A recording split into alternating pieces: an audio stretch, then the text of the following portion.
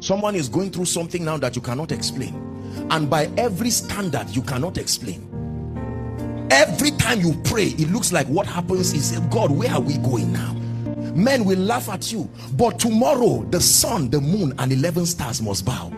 You don't look like it now. Sometimes they will call you and say you are a useless child. I've always known that this you're seeking God. You've been a graduate for 5 years, acting like a fool, behaving stupid, and you go back to God with that report, and God is silent. I want you to know that when God is silent, learn to hear the voice of silence.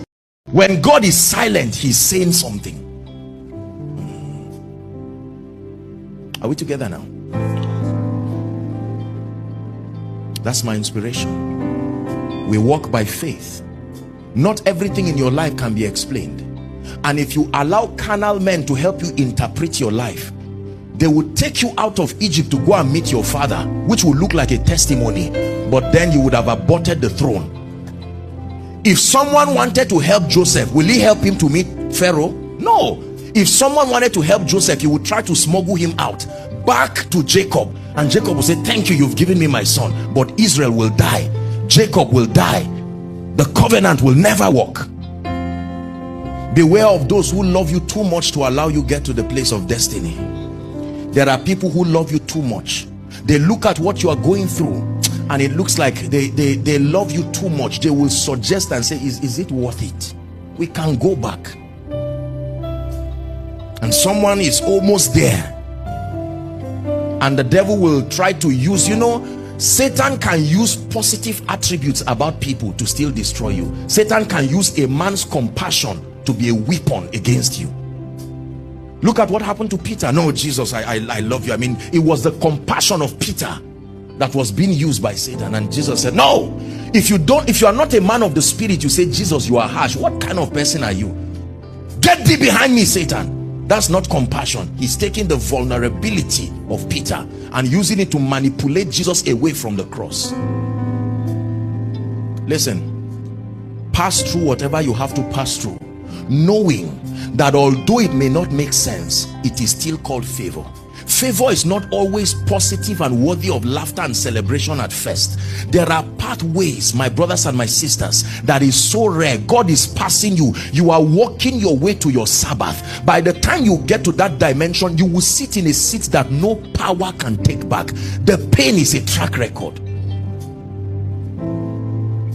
There are men today, the only thing prospering them is their stories, not their new revelation. They go all around the world continually, inspiring people with a story they've been saying for many years, and you'll be wondering, are you not tired of this story? The question is, who else has that kind of story? Beware when God announces favor on you, because it always doesn't look like it.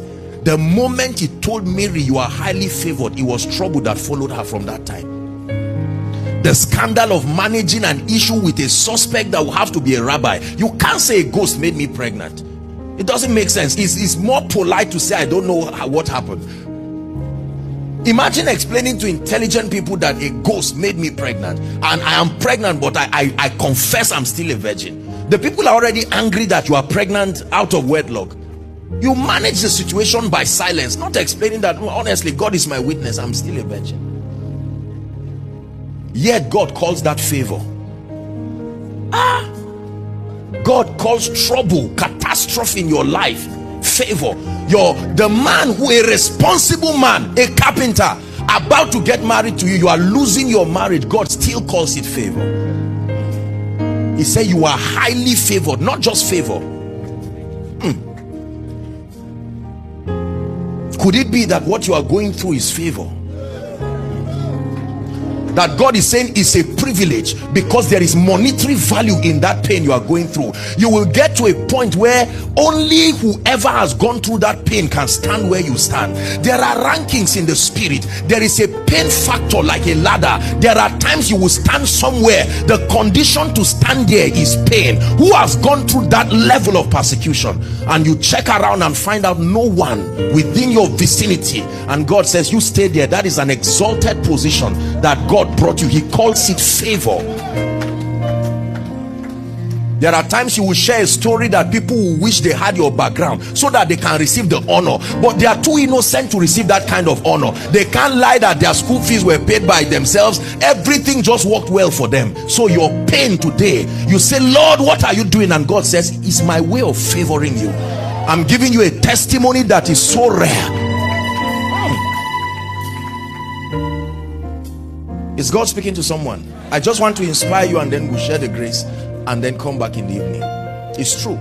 You must learn to interpret the happenings in your life from the lens of the Spirit. Remember the conference, these are matters of the Spirit.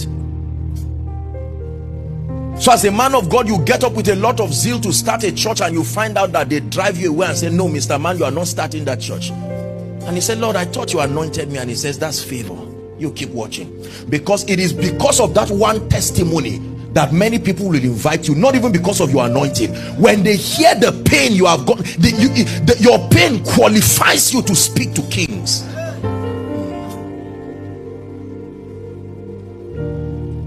Not everything that looks negative is demonic.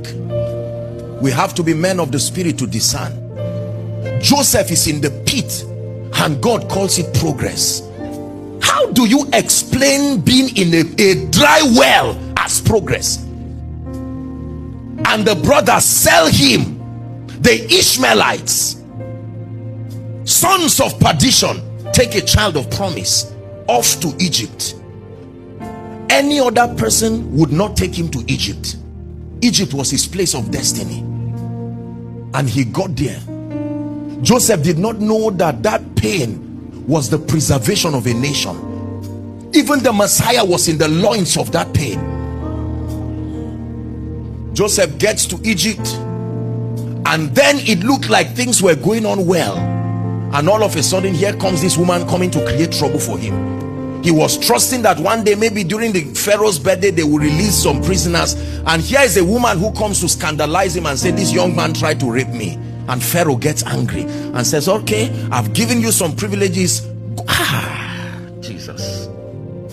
You will be surprised that is because they drove you from that house rent, that you were on your way going and you collided with the person, and if you were smiling, that person will not stop to listen to you. It was because you were frowning. He said, what happened? You said, they drove me. He said, do you have a job? He said, no. He said, meet me tomorrow. So that frown was favor. If you were smiling, you just say, bless you, see you in church.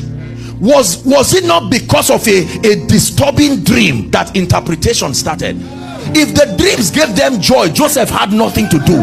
They were always in the prison there, but Joseph looked at their countenance and he said, something is wrong with you. Your pain is calling for my ministry. And he said, tell me. They said, we had a dream, a nasty dream. And he begins to laugh, and destiny is colliding. Yet Joseph just knows, man, look, I'm sure Joseph will tell them, let me interpret and tell you my own predicament here. I saw the sun, the moon, 11 stars bowing, and you would think it will happen by Jacob, I mean, carrying Joseph one day and saying, everybody, here is a destiny child. No, the path to favor and the path to greatness is seldom done in a way. Listen, and God conceals it like this so that Satan himself will not know. I will teach you in the night. This strategy is what is called the hidden wisdom of God, that not even the princes would know. God conceals you. The same strategy was used for Moses, because when they began to kill people, they put Moses in a basket and he was in Egypt. If he was known, Satan will make sure. How can you be in the center of witchcraft and yet not known? The mystery called the hidden wisdom of God.